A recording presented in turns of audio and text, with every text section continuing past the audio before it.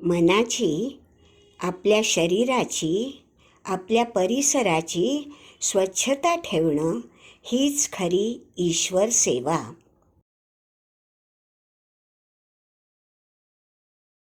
दोस्तांनो, आपल्या अंगावरील जर कोणत्याही भागात लाल पुरळ किंवा रॅशेस उठल्या असतील, त्याला कंड सुटत असेल आणि ही कंड जर रात्री फारच मोठ्या प्रमाणात वाढत असेल तर समजायचं की आपल्याला खरूज झाला असण्याची दाट शक्यता आहे.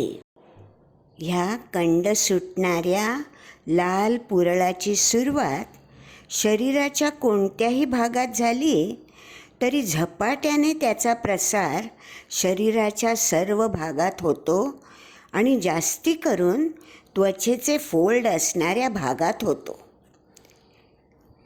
जसे हाताच्या बोटांमधील जागा.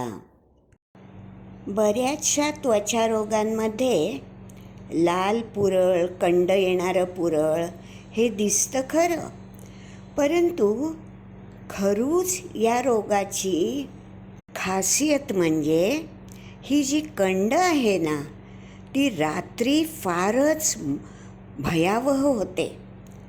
झोप येत नाही, लहान मुलं रडून रडून थकतात या कंडेमुळे. या एकाच गोष्टीमुळे आपल्याला खरूज या रोगाची लागण झाली आहे हे अगदी सामान्यातला सामान्य माणूससुद्धा झटकन ओळखू शकतो. खरूज निर्माण करणारा हा जीव दिसतो तरी कसा, असा प्रश्न तुम्हाला पडला असेल, खरं की नाही? हा जीव म्हणजे सूक्ष्म असा कोळी जातीचा परजीवी अष्टपाद किडा आहे. का आपल्याला खरूज कीटकाची लागण झाली की हा आपल्या त्वचेत घुसून त्वचेच्या वरील स्तरांमध्ये पुढे पुढे सरकत एक प्रकारचं टनेल किंवा भुयार बनवत त्वचेतच पुढे पुढे सरकत राहतो.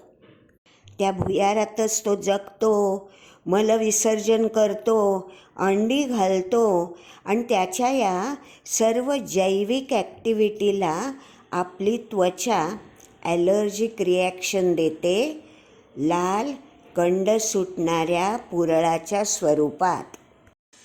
खरजेविषयी आपल्या देशात अनेक गैरसमज आहेत. पहिला गैरसमज की हा केवळ आपल्या भारतासारख्या गरीब देशामध्ये आढळणारा रोग आहे. असं काही नाही आहे मित्रांनो. खरूज हा रोग जगाच्या पाठीवरील प्रगत देशातही आढळून येतो. दुसरा खरजेसंबंधीचा गैरसमज म्हणजे हा रोग पाळीव प्राण्यांच्या मधून माणसामध्ये येतो. शास्त्र आपल्याला सांगतं की कुत्र्यांमध्ये खरूज निर्माण करणारा जीव हा माणसामध्ये खरूज निर्मिती करू शकत नाही. मग खरजेची लागण होते तरी कशामुळे, हा प्रश्न आपल्याला पडणं अत्यंत स्वाभाविक आहे. खरजेची लागण मुख्यतः होते खरूज झालेल्या माणसाच्या त्वचेशी आपल्या त्वचेचा फार वेळ संबंध आला तर. जसे हस्तांदोलन करताना, जसे एकमेकांना प्रेम दाखवण्यासाठी मिठ्या मारताना आणि जसे यौन संबंधातूनही. आता दोस्तांनो, तुमच्या लक्षात आलं असेल की भारतीय अभिवादन करण्याची नमस्ते ही पद्धत किती योग्य आहे. दुसऱ्याच्या त्वचेशी आपल्या त्वचेचा निकटचा संबंध टाळणं हीच खरी खरूज टाळण्याची युक्ती आहे. खरजेची लागण ही रोग्याचे कपडे वापरून किंवा रोग्याच्या कपड्यांबरोबर आपले कपड्याची साठवणूक करूनसुद्धा होऊ शकते. कारण खरजेचा किडा हा मानवी त्वचेपासून दूर 1.5 दिवसपर्यंत जगू शकतो. पण दोस्तांनो, कितीही म्हटलं ना तरी मुंबईसारख्या शहरामध्ये जिथे सर्वत्र बेशुमार गर्दी आहे, तिथे त्वचेशी त्वचेचा संबंध येणं अटळच आहे.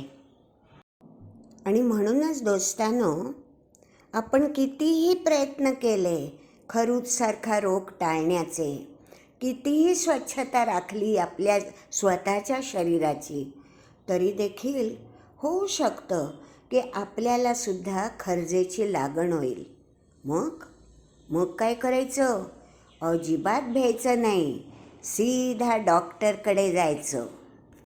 खरजेवर मात करणारी अनेक बॉडी लोशन्स आणि अनेक मेडिकल टॅबलेट्स बाजारात उपलब्ध आहेत सध्या, पण त्या डॉक्टरच्या सल्ल्यानेच घ्यायच्या.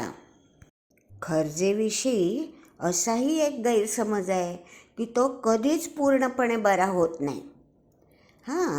खरूज हा रोग चिवट आहे खरा, परंतु जर डॉक्टरी सल्ल्याप्रमाणे तुम्ही औषधं घेत राहाल, लोशन लावत राहाल आणि पुऱ्या फॅमिलीने हा लढा म्हणून स्वीकारलात, तर खरजे की तो ऐसी की तैसी.